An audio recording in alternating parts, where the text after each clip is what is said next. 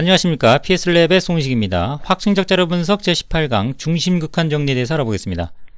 중심극한 정리는 본 교재의 두 번째 원리죠. 첫 번째 원리는 이제 그룹 내 변동, 그룹 간 변동이었고요. 그와 관련된 여러 가지 통계적 기법들에 대해서는 제12강까지 학습이 진행된 바가 있었습니다.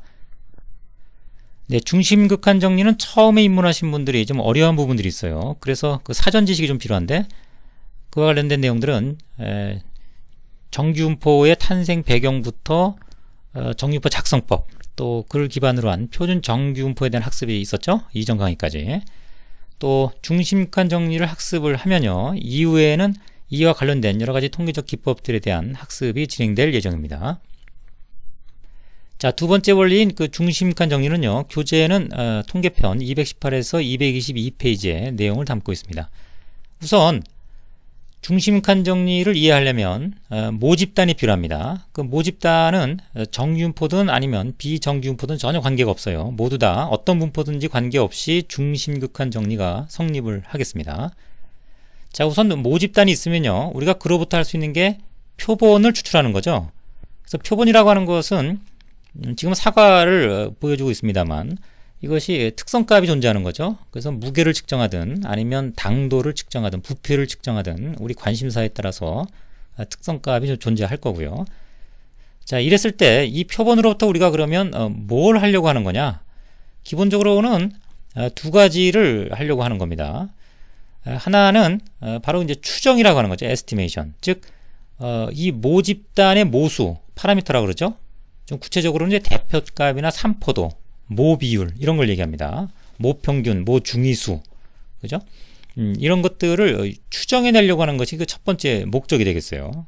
그래서 우리가 여기에서 만약에 무게를 쟀다. 그러면 5개를 쟀으니까 합리적인 대표값으로 우리가 산술 평균을 내겠죠. 그 산술 평균이라고 하는 그 의미는 바로 모집단도 그 값일 거다. 모집단의 산술 평균도 그 값일 거다. 이렇게 얘기하는 거죠.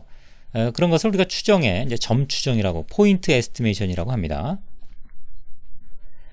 그런데 그것은 측정할 때마다 값이 달라지니까 구간으로 이제 보통 또 추정을 하게 되죠. 어느 값부터 어느 값 사이에 진정한 산술 평균이 존재할 거다. 이렇게 얘기하면 이제 구간 추정이라고 합니다. 인터벌 에스티메이션이라고 그럽니다. 그래서 우리가 신뢰 구간이라는 것을 또 이용하죠.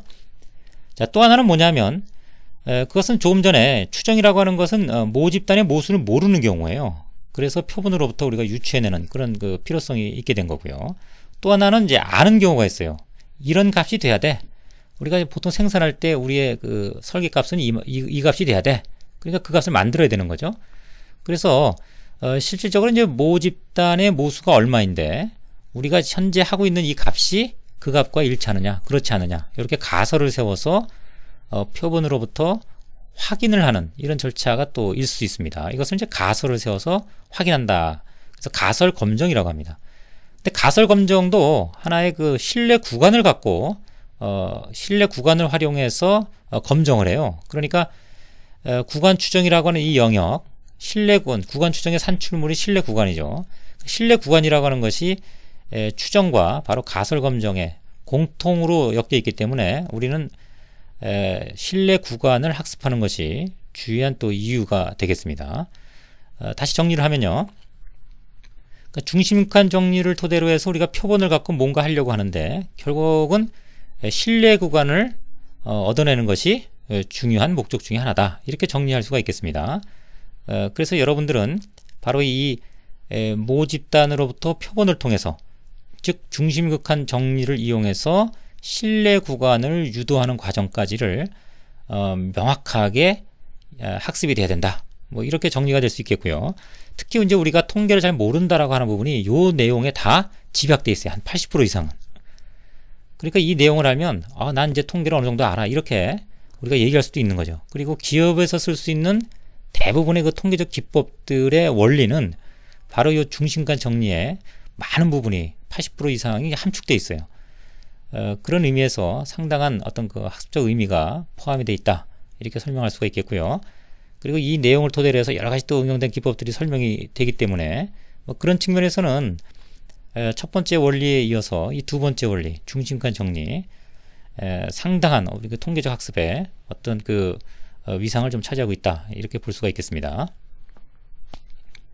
근데 우선 그 표본을 이제 5개를 추출하면요. 일반적으로 우리가 프로세스에서는 이렇게 표본을 5개, 10개, 7개 이런 식으로 이제 한 번밖에는 추출 못 합니다. 그런데 5개를 추출했다고 했을 땐 머릿속으로 5개를 무한히 추출한다. 이렇게 상상할 수가 있겠습니다. 네, 이건 뭐 10개를 추출했다 그러면 10개씩 무한대로 내가 부분근을 추출한다. 이렇게 상상하셔도 됩니다. 자, 그러면 각각에 대해서는 데이터가 몇 개씩이니까, 표본 크기가 몇 개씩 되니까 가장 합리적인 접근은 산술평균을 내는 거죠. 그래서 산술평균을 이와 같이 각각이 낸다고 이제 가정을 하는 거죠. 실제는 우리 이 데이터 하나만 갖고 있는 거죠. 자, 이렇게 해서 이 표본의 평균들 가지고 분포를 그려요. 히스토그램을 그립니다. 그리고 그 히스토그램 바깥 영역을 우리가 곡선으로 이렇게 연결하면 정규 곡선이 된다는 거죠. 네, 이것은 모집단이 어떤 분포든지 관계없이 표본을 몇 개 추출해서 무한히 추출한다 가정한 다음에 그것의 평균을 내서 분포를 그리면 그것은 10중 8구 뭐가 된다? 정규분포가 된다는 겁니다. 모양은. 자, 그 다음에 또 하나가 있는데요. 이 정규분포의 중심값, 대표값, 이것은 현재로서는 x바를 갖고 그렸으니까 x2바가 되죠. 그런데 중심간 정리에 의하면 이것이 모집단, 모평균이 된다라는 겁니다. 특이하죠? 또 하나가 있습니다. 요것의 그럼 표준 편차는 뭐가 되는가? 요거의 표준 편차는 루트 n분의 시그마, 즉 모집단, 모표준 편차를 표본 크기의 제곱근으로 나눈 값과 같다. 다시 자, 이거를 좀 정리해 보면 우리가 모집단으로부터 표본을 추출해요. 그래서 표본의 평균의 분포의 평균은 뭐다? 모평균과 같고 표본들의 평균의 분포의 표준편차는 모표준편차를 표본 크기의 제곱근으로 나눈 값과 같다.